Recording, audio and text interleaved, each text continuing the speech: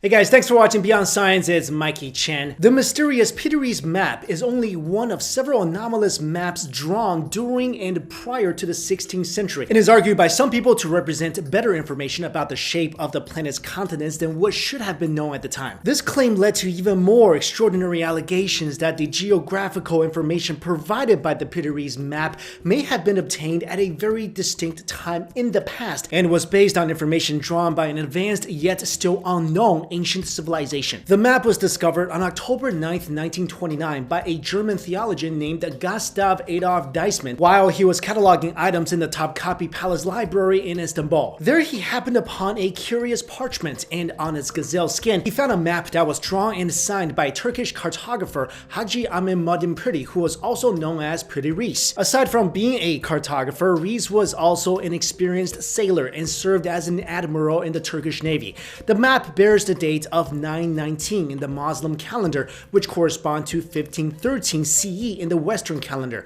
In constructing the map, Rees claimed to have used as many as 20 source maps and charts, including 8 Ptolemaic maps, 4 Portuguese maps, an Arabic map, and a map supposedly constructed by Christopher Columbus. Aside from its significant historical value, the Peter Rees map has been alleged to contain details no European could have known in the 16th century, and therefore is believed by some to be a tangible evidence which proves the existence of ancient technological civilizations, extraterrestrial visits, or even both. And because of this, the map has been the subject of much controversy in academic as well as non-academic circles, sparking a long and intense debate regarding the attribution of its source materials and the significance of the map's extraordinary detail of the coastal outlines. The great debate was sparked by Dr. Charles Hapgood when he published his theory on the Peter Rees map in his 1966 book, Maps of the Ancient Sea Kings. Dr. Hapgood was a Harvard-educated historian whose theories about geological shifts earned the admiration of the likes of Albert Einstein. Dr. Hapgood, along with a team of students at the University of New Hampshire, studied the Peter Rees map and claims to have found many anomalies, one of which is the alleged representation of the continent Antarctica on the map. The inclusion of the continent's Queen Maud land area on this map is particularly interesting because Antarctica was supposedly first discovered in the 19th century, hundreds of years after the construction of the Peter Rees map. The controversy surrounding the map is not just about how the 16th century Turkish cartographer managed to draw an accurate map of the Antarctica region 300 years prior to its supposed discovery, but also on how the map shows the landmass and coastline of the Antarctic region before it was covered in ice over 6,000 years ago. In 1961, Captain Lorenzo W. Boros, a U.S. Air Force captain working in the cartographic section, wrote a letter to Dr. Hapgood and stated that the Antarctica depicted on the Peter Rees map seems to accurately depict the coastline of Antarctica as it is under the ice. The captain based his evaluation on the seismic profile of the Queen Maud land area made by the Norwegian, British, Swedish expedition of 1949. Because of this alleged anomaly, Hapgood proposed that the Peter Rees map was actually based on the source materials that predate 4000 BCE, thousands of years before the earliest known progressive civilization with developed languages are known to have existed. With Hapgood's extraordinary theory, one glaring and compelling question is raised.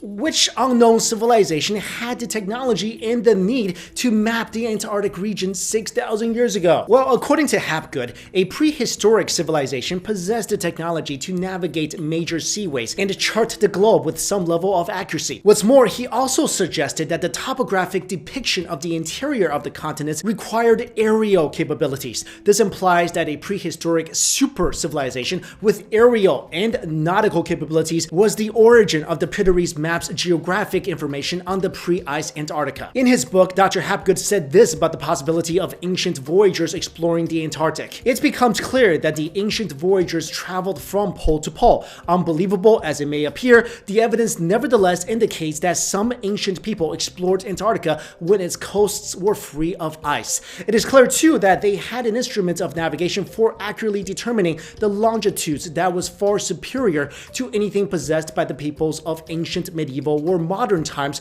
until the second half of the 18th century. In short, for Hapgood and his supporters, the Peter Rees map could indicate advanced knowledge passed down from a prehistoric seafaring civilization. While mainstream scientists are equally intrigued by the mysteries of the Peter Rees map, many of them have vehemently refuted Hapgood's implication that the map's accuracy accuracy is the handiwork of mythical Atlantean-like civilizations or out-of-this-world aliens. To the skeptics, for a map that was constructed in 1513, the Piteries map shows an astonishing amount of detail. While it is clearly an impressive map for its time, it is not without flaws. More than anything, the map is a top-notch example of naval intelligence gathering and cartography, containing very specific details which were possibly derived from tightly guarded secrets of enemy maps. Some critics claim that the Piteries map is a representation of the South American coastline based on the modern physical features of the coast and the interior features on the 16th century map. On the other hand, Gregory C. McIntosh, another leading expert on the Piteries map, claimed that the southern continent depicted in the map is one produced by imagination.